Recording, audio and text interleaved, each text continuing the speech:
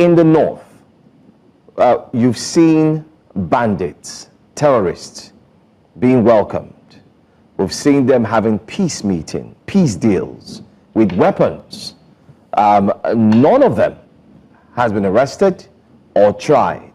But when you come down to this particular case, we see that it's a different one. We also had an agitator during the late President Muhammadu Buhari's administration by the name Sunday Igboho, and we know what happened, how he had fled the country, eventually has been pardoned, came back, and he's all well and good.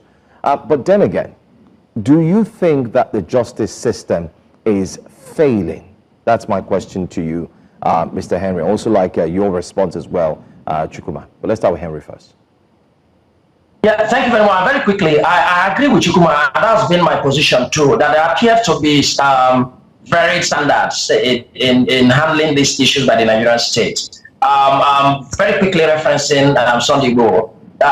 It is the same thing. He issued information, disseminated information, and actually acted. Sometimes, somewhere in your state, towards Ibarakwa area and all that. There were killings and attacks of probably herdsmen and then his own group of persons.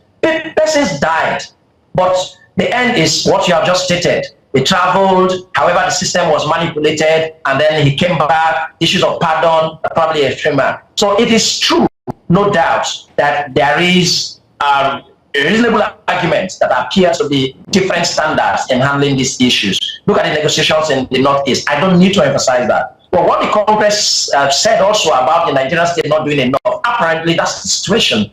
Every one of us here, except we are pretending, it's only the politicians who are probably in support of government and cowed in that regard, not wanting to say otherwise just because they don't want to lose their jobs, that will say otherwise.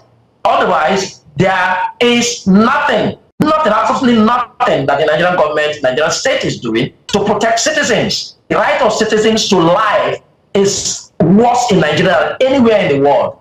In the human rights movement, the CDHR, we are taking stock when we analyze the state of the nation, that there are a lot of there are persons who are displaced, there are persons who are missing persons in Nigeria that are not reported, before we even talk about the number of persons that have been killed. Each time there are these attacks in these communities, what we hear is only about the number of persons that have been killed. What about persons that are missing?